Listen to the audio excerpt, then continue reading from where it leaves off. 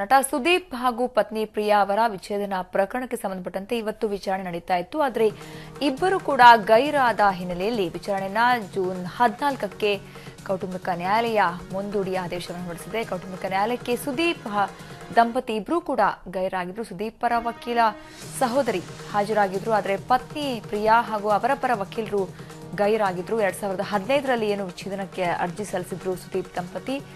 ರಾಜಿ ಆಗಿದ್ರೆ ವಿಚ್ಛೇದನ ಅರ್ಜಿಯನ್ನ ಹಿಂಪಡಿಬೇಕು ಅಂತ ಕೋರ್ಟ್ ಸೂಚನೆಯನ್ನ ನೀಡಿದೆ. ಹಿಂಪಡೆಯದಿದ್ರೆ ವಿಚ್ಛೇದನ ಅರ್ಜಿ ವಿಚಾರಣೆ ನಡೆಸುತ್ತೆ ಕೋರ್ಟ್. ಹೀಗಾಗಿ ಸುದೀಪ್ ಪರ ವಕೀಲರಿಗೆ ಕೋರ್ಟ್ ಈ ಒಂದು ಸೂಚನೆಯನ್ನ ಕೊಟ್ಟಿದೆ.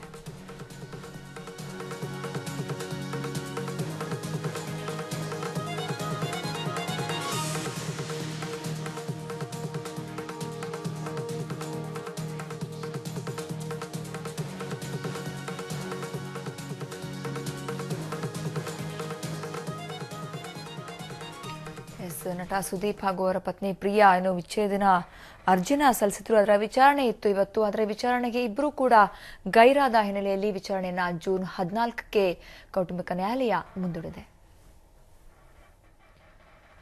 ಬನ್ನಿ ಕುರಿತಂತೆ ಇನ್ನಷ್ಟು ಮಾಹಿತಿಯನ್ನ ಕೊಡ್ತಾರೆ ನಮ್ಮ ಪ್ರತಿನಿಧಿ ಓಂ ಪ್ರಕಾಶ್. ಇವತ್ತು ಕೋರ್ಟ್ ಅಲ್ಲಿ ಇಬ್ರು ಕೂಡ ಹಾಜರಾಗಿರಲಿಲ್ಲ. ಒಂದು ಕೋರ್ಟ್ ಏನಂತ ಹೇಳ್ತು ಅಂದ್ರೆ ರಾಜಿ ಆಗಿದ್ರೆ ಅರ್ಜಿನ ವಾಪಸ್ ಪಡೀರಿ ಅನ್ನುವಂತ ಸೂಚನೆಯನ್ನ ಕೊಟ್ಟಿದೆ. ಏನಿದೆ ಹೆಚ್ಚಿನ ಮಾಹಿತಿ ಇದ್ರ ಬಗ್ಗೆ ಅಂತ?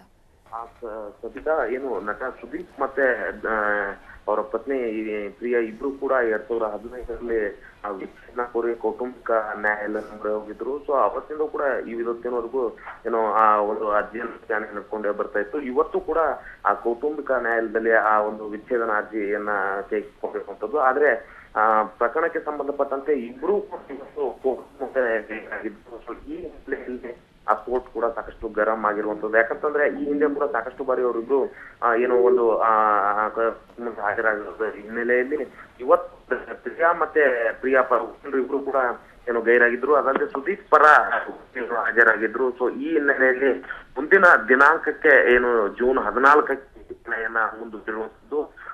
ಜೂನ್ 14ಕ್ಕೆ ಇಬ್ರು ಕೂಡ ಹಾಜರಾಗಬೇಕು. ಹಾಜರಾಗದೇ ಇದ್ರೆ ಒಂದು ವೇಳೆ ರಾಜಿ ಸಂಧಾನವೇನಾದ್ರೂ ಮಾಡಿದ್ರೆ ಸೊ ಕೋರ್ಟ್ ಗಮನಕ್ಕೆ ತನ್ನಿ ಅಂತ ಹೇಳಿ ಕೂಡ ಏನು ಹೇಳಿರುವಂತದ್ದು. ಯಾಕಂತಂದ್ರೆ ಇವರಿಬ್ರು ಕೂಡ ಏನೋ ಅರ್ಜಿ ಸಲ್ಲಿಸಿ ಇದುವರೆಗೂ ಕೂಡ ಕೋರ್ಟ್ ಮುಂದೆ ಹಾಜರಾಗದೇ ಇರೋ ಹಿನ್ನೆಲೆಯಲ್ಲಿ ಸೊ ಕೋರ್ಟ್ ಈ ಒಂದು ನಿರ್ಧಾರವನ್ನು ತೆಗೆದುಕೊಂಡಿರುವಂತದ್ದು. ಸವಿತಾ, ಧನ್ಯವಾದ ಪ್ರಕಾಶ್ ನಿಮ್ಮೆಲ್ಲ ಮಾಹಿತಿಗಾಗಿ.